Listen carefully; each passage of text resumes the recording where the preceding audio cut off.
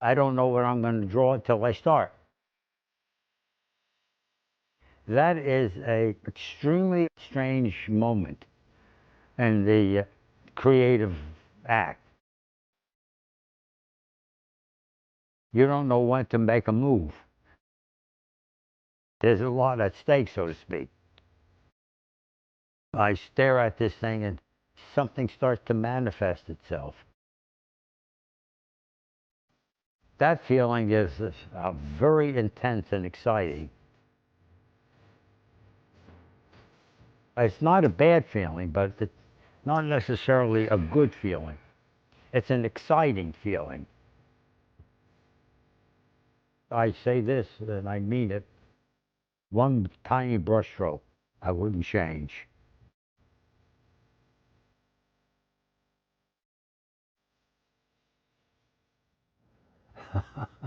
When I was misbehaving in my classes when I was a kid, the teacher would just tack up a piece of paper, or a big piece of paper on the wall, and then I'd just quiet down and get busy making a painting. And that's just a metaphor for how I really am in my daily life. This is, I think, one of my very, very favorite paintings. The subject matter is, I find, extremely peculiar. Sometimes it feels like it's a stage play, and sometimes it feels like it's just a reality and people being frightened by an image in the garden out there. I don't see myself in this one at all. The human condition. That's what I deal with. It has violence in it, it has humor in it, seriousness, love, it has touches of sexuality, it has all the human characteristics.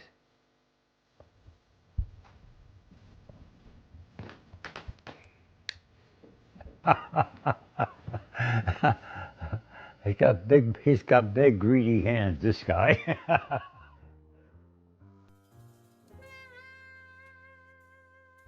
I probably was 17 or 18 years old. I lived in Newark, New Jersey, and I went down to a river. I never had any lessons or teaching, and I set up a little place to paint, and I painted a nice picture. And it's around somewhere, I don't know where, but I still have it. It was actually pretty good. I had a funny experience with it. I put it up with a bunch of the paintings that I painted in recent times, and there was a gal that came over. I said, well, which one of these do you like best? She pointed to the first one I ever painted. My first painting I ever sold in my life, I sold to the Newark Museum. This really startled me, and it startled my father. So from then on, instead of, look, my son's a doctor, it was, look, my son's an artist. So that changed everything around. I was drafted around 1944, 45, as soon as I turned 18. And I was in something called intelligence and reconnaissance. I got on the ship and I was headed for Japan.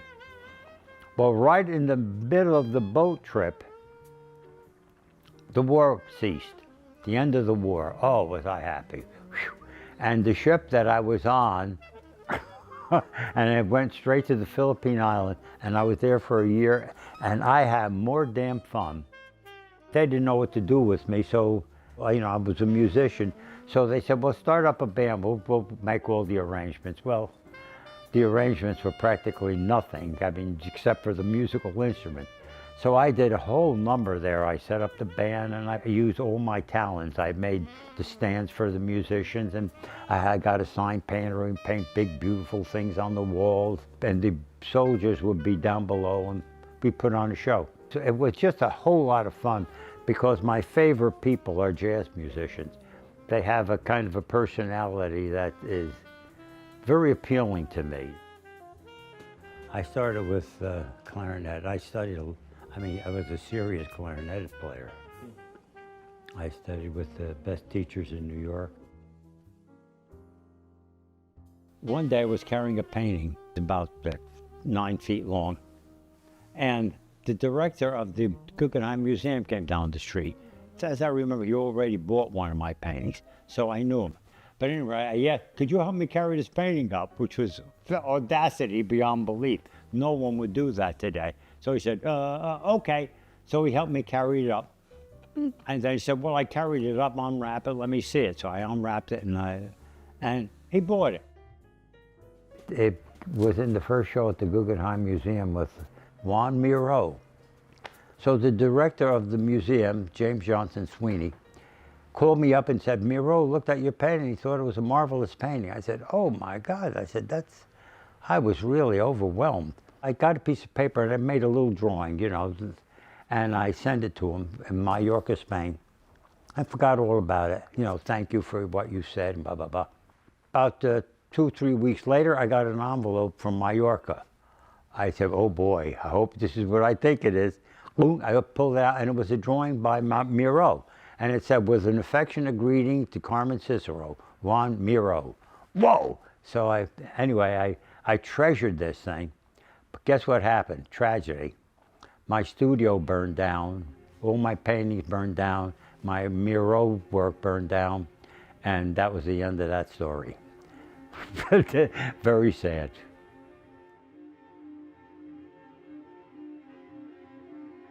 I was a pretty well-known artist. I was an abstract expressionist painter when I started. That was the prevailing mode. But at one point I said, this is not me. The worst thing I want to be would be a second-generation abstract expressionist. No, I don't want to be anything that I didn't invent myself. And so I started to paint figurative painting.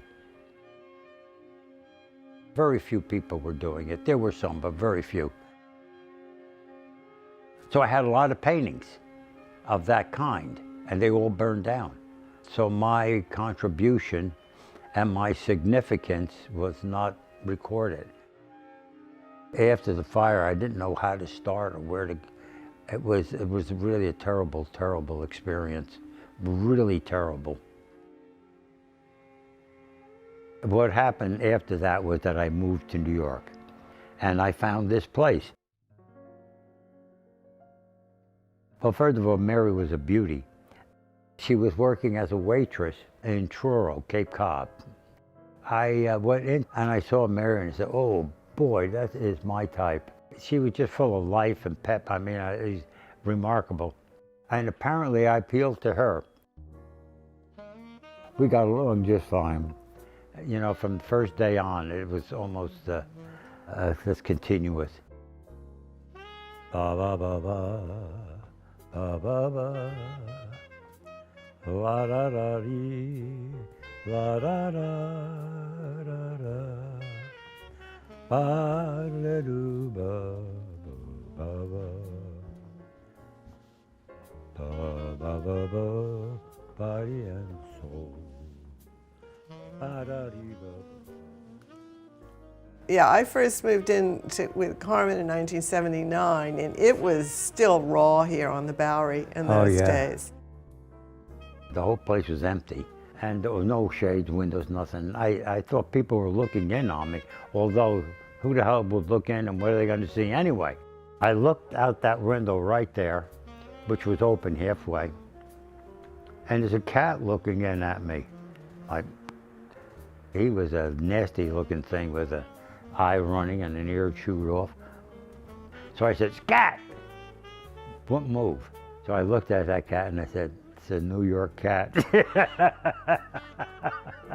Wouldn't move. When I moved here, there wasn't one building on this block that was higher than 4 stories. You could see as far as you were able to see that way. You know, whatever your vision was, it would go to the end.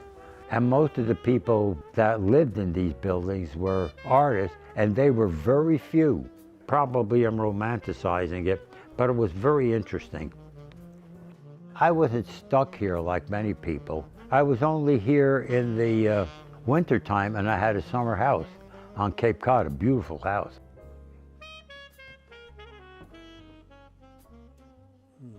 This was a railroad station at one time. We still have the sign, and people waited right here for the trains to come. I remember coming up this road here a long, long time ago and seeing this house, which of course looked a whole lot different than it does now. It was pretty shabby. You know, we fix it a little bit every year. It just keeps getting nicer and nicer and more pleasant. A clairvoyant once, I went to see one, and she said, Mr. Cicero, you lead a charmed life. And I think I actually do. I mean, I've had my miseries like everybody else, but for the most part, it's been a wonderful life. I have a wonderful wife, and I have a wonderful place here on Cape Cod, and a very interesting place in New York, so that is a nice life. I think part of having a good life is to think about the future, because I just see a beautiful little red bird there. Anyway. You know, I'm 98. I'll be 99 in August. People tell me, oh, wow, you don't look it. Well, I mean, I don't look it, but I feel it. My birthday's on August the 14th. So I'll be 99 years old, August the 14th. And then the next year, I'll be 100 years old. Unbelievable. I mean, it's just, the thought of it is, it's hard to explain. I don't know when I did it, but there it is. This is the first painting I ever made. I think it's pretty remarkable. That's the first time I ever painted, I got something like that. Right now I'm drawing, so every day I draw. In other words, I'm active artistically. And I don't know how long it'll be that way, but it's a curious thing. You'll hear this said over and over and over by old people. Inside, I feel like I'm young. Well, that's the way I feel. Mentally and emotionally, I feel like I'm no different than I was when I was 40 years old.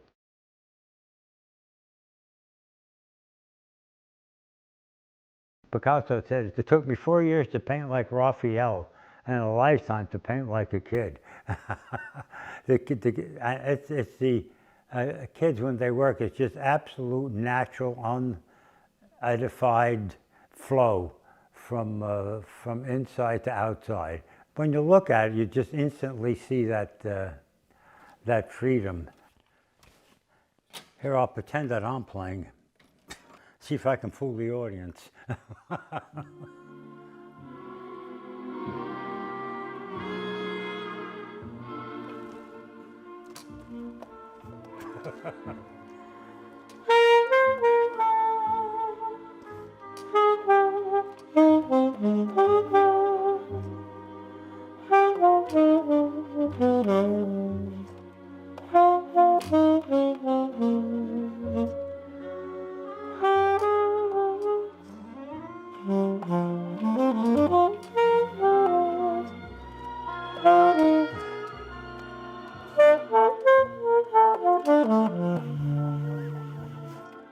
Well, like most artists, I'd like to be a well-known artist.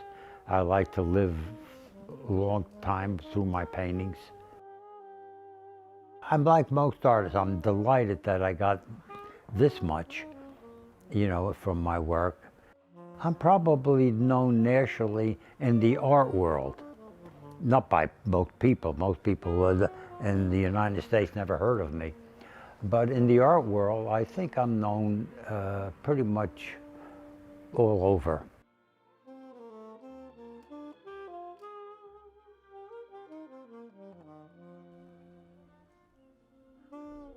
Look, hon, it's a bird.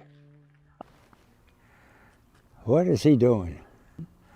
He knows how to be very still. And he'll probably be same spot when we leave. It's a very sad thing to see. Like right next door there was an artist. He died, and the day after he died it was like he never existed. I guess the average person, that's what happens to them. But for some reason, I think painters and artists and people of people who want to go public in some way, they don't like the idea that they're going to die and disappear. They want to attain some kind of fame and be remembered for a long time. It's still very real, and I think it can be very painful when an artist realizes before he dies that he didn't make a mark of any kind.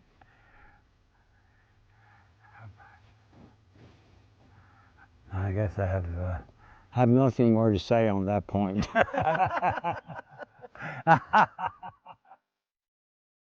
It's hard to imagine what the consciousness of a creature like that is. And we're looking at him thinking to ourselves, must be very lonely. But I don't know that he thinks he's very lonely. Maybe the fact that we're here just thinks of us as a pain in the ass. Look at the water around him. Boy, when you concentrate on one thing, then you lift your eyes and see this. It's really, the water's so flat and the boats are just very still.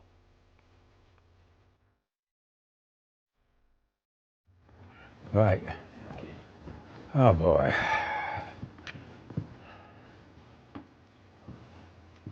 As you know, I don't like people talking about me, even when it's praising. At the same time, I have to say that I'm delighted, really, that people do think enough of me to have an event just to talk about me, and I'll try to bear with it.